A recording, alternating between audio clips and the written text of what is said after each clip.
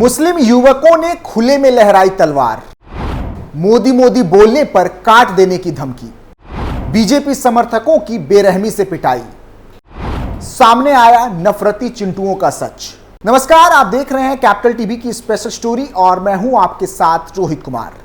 मोदी और योगी को लेकर कट्टरपंथियों के भीतर कितनी नफरत भरी है, इसका अंदाजा हर किसी को है। दिन रात वो इस फिराक में रहते हैं कि कैसे इनकी जोड़ी को सत्ता से बाहर किया जाए और सो कॉल्ड मुसलमानों के हितैषी माने जाने वाले राजनीतिक पार्टियों को सत्ता में वापस लाया जाए। आपको मालूम है कि मोदी और योगी के प्रति ये नफरत कोई नई बात नहीं। आए दिन ये नफरती चिंटू अपनी मंशा जाहिर करते रहते हैं। इसके लिए वो हर दिन अल्लाह से दुआ मांगते हैं और पीएम मोदी और सीएम योगी के लिए बद्दुआ। लेकिन कहते हैं ना कि किसी के चाहने से कुछ नहीं होता, होता वही है जो ईश्वर चाहते हैं। उनको मालूम हो कि जितने लोग मोदी और योगी से नफरत करने वाले हैं, उनसे कहीं ज्यादा इनके चाहने वाले। इसका प्रमाण लोकसभा चुनाव के नतीजों में साफ तौर पर देखा जा सकता है।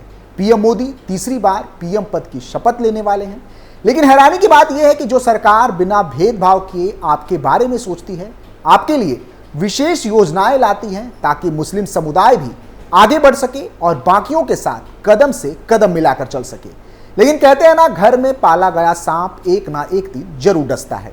ठीक ऐसा ही मुस्लिम कट्टरपंथियों के साथ हुआ है। मोदी और योगी से नफरत इस हद तक कि उनके समर्थकों को भी अब निशाने पर लेते हुए कत्लेआम किया जा रहा है। ताजा मामला यूपी के जौनपुर का है, जहां प्रधानमंत्री नरेंद्र मोदी, उत्तर प्रदेश के मुख्यमंत्री योगी आदित्यनाथ और भाजपा के खिलाफ की गई आपत्तिजनक टिप्पणी के बाद जौनपुर जिले में बवाल मच गया है।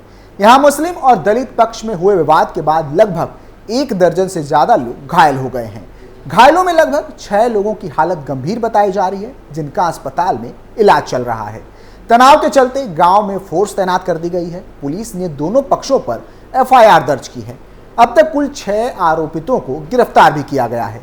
घटना शुक्रवार 7 जून 2024 की है। यह घटना जौनपुर जिले के थाना क्षेत्र शाहगंज की है, जहां शनिवार 8 जून 2024 को गांव भादी के विपिन कनौजिया ने पुलिस में शिकायत दर्ज करवाई थी। विपिन के मुताबिक 7 जून की रात लगभग 9:15 पर वो खाना खाकर बाहर टहल रहे थे। तभी भावी छिड़वा गांव के शहबाज और करीम वहां पहुंच गए। इन दोनों ने विपिन को गाली देते हुए कहा, भाजपा भाजपा बोलते हो, मोदी योगी क्या बिगाड़ लेंगे, भाजपा की ऐसी की तैसी। इतना बोलकर शहबाज और करीम ने विपिन पर हमला कर दिया। हमले में लोहे की रॉड और लाठियों का प्रयोग किया गया। सिर पर चोट लगने की वजह से विपिन बेहोश हो गया। अपने परिजन को पीटता देखकर अमन ने शोर मचाया। तभी घात लगाकर बैठे मुबीन, जमील, सगीर, फारूक और अफसर वहां पहुंच गए। इन सभी ने पीड़ित परिवार के उन सदस्यों पर भी हमला कर दिया। हमले के दौरान पीड़ितों को जाति सूचक शब्द बोले गए और गंदी गंदी गालियां दी गई। इस दौरान विनोद, संतोष, पवन, सूरज, भोला और मंजू देवी को गंभीर चोटें आईं। इसी दौरान शहबाज, मुबीन और करीम के हाथों में तलवारें दिखने लगी। इन्होंने कहा कि तुम लोगों में इतनी हिम्मत हो गई, अब भाजपा भाजपा करोगे तो जान से मार दिए जाओगे, मोदी और योगी बचाने नहीं आएंगे। इसके बाद पीड़ित ने शिकायत दर्ज कराते हुए पुलिस से कड़ी कार्रवाई की मांग की है। पुलिस ने इस मामले में आईपीसी की धारा 147, 148, 323, 307, 504, 505(2), 506 और 153(b) के अलावा SC/ST एक्ट के तहत एफआईआर दर्ज कर ली है, जिसमें शहबाज, करीम, मोबीन, जमील, सगीर, शकील, फारूक और अफसर को नामजद किया गया है। इस मामले में पुलिस ने क्रॉस एफआईआर दर्ज की है। दलित पक्ष द्वारा दर्ज कराई गई एफआईआर के लगभग 4 घंटे बाद शहबाज खान ने भी थाने में तहरीर दी है। तहरीर में बताया गया है कि आपसी कहासुनी के बाद विपिन ने शहजाद को सिर में डंडा मारा। शहबाज को बचाने के लिए करीम, सगीर, मुबीन, अफसर और सबाना आई तो उन पर विपिन के पक्ष वालों ने हमला कर दिया। हमले का आरोप विपिन, संतोष, राजेश, विनोद, अमन, अरविंद और बाबूराम पर लगाया गया है। इन सभी पर आईपीसी की धारा 147, 323, 308, 504 और 506 के तहत कार्रवाई की गई है। इन सभी पर जान से मार डालने की धमकी और गंदी गंदी गालियां देने का आरोप भी है। जौनपुर पुलिस ने अब तक 6 आरोपियों को गिरफ्तार किया है। फिलहाल मामले की जांच और अन्य जरूरी कार्रवाई की जा रही है और गांव में पुलिस पर तैनात कर दिया गया है। बता दें कि बीते साल जनवरी के महीने में दिल्ली में बीजेपी की कार्यकारिणी बैठक हुई थी और इस दौरान मुसलमानों को लेकर पीएम ने क्या कुछ कहा था, ये सब के लिए जानना जरूरी है। प्रधानमंत्री मोदी ने दिल्ली में हुई राष्ट्रीय कार्यकारिणी में कहा था कि पार्टी नेताओं को मुसलमान समुदाय के लोगों के प्रति अभद्र टिप्पणी करने से बचना चाहिए। उन्होंने कहा कि देश में कई समुदाय भाजपा को वोट नहीं देते, लेकिन इसके बाद भी उन्हें भाजपा कार्यकर्ताओं को उनके प्रति अपमान नहीं दिखाना चाहिए, बल्कि बेहतर तालमेल स्थापित कर बेहतर व्यवहार बनाना चाहिए। प्रधानमंत्री ने मुसलमानों में पसमानदा और बोहरा समुदाय के लोगों के ज्यादा करीब जाने की बात भी कही। इसके पहले प्रधानमंत्री ने हैदराबाद कार्यकारिणी में भी कुछ इसी तरह की बात कही थी। बड़ा प्रश्न है कि प्रधानमंत्री नरेंद्र मोदी को इस तरह का बयान क्यों देना पड़ा और क्या उनके इन बयानों के बाद मुसलमानों के प्रति भाजपा नेताओं के नफरती बयानों में कमी आएगी।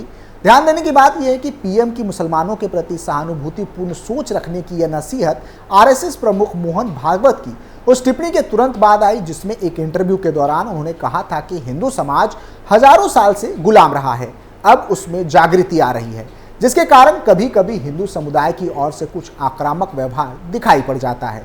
उन्होंने इसे ठीक तो नहीं बताया, लेकिन परोक्ष रूप से इस बात का समर्थन कर दिया कि हिंदू समुदाय का यह आक्रोश इतिहास को देखते हुए सही है। क्या मोदी का बयान भागवत से अलग लाइन पर है और क्या इसका यह अर्थ है कि दोनों संगठनों में दूरी बढ़ रही है? प्रधानमंत्री नरेंद्र मोदी ने हैदराबाद कार्यकारिणी में पसमानदा मुसलमानों के प्रति सकारात्मक कार्यक्रम चलाकर उन्हें अपने साथ जोड़ने की कोशिश करने की बात कही थी।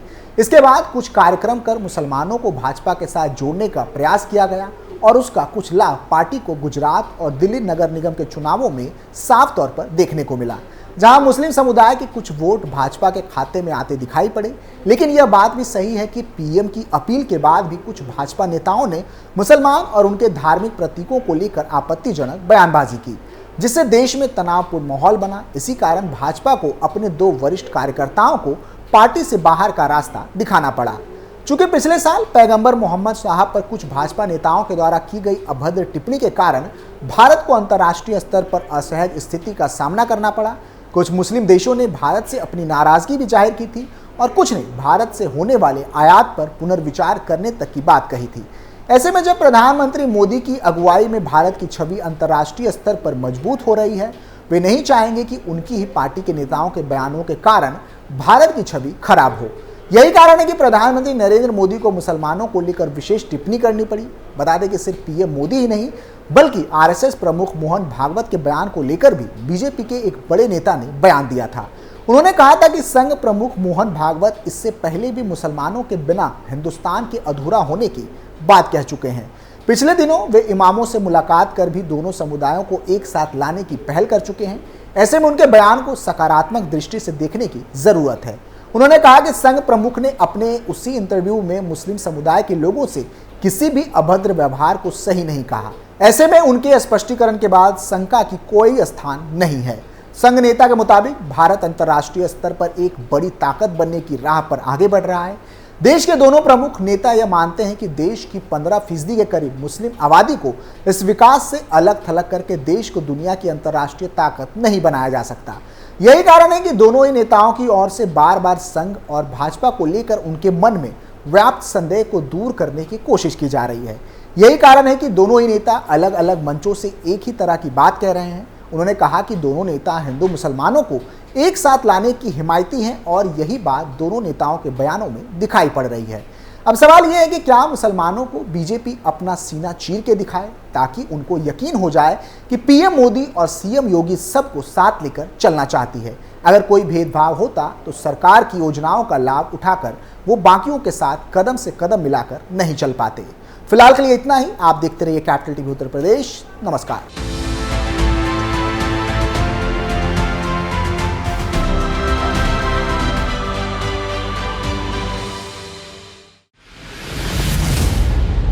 मैं राजनीति करता नहीं, पर राजनीति को बहुत गहरे तक समझता हूं। मैं लोगों के बीच रहता हूं, लोगों के मन को अच्छे से जानता हूं।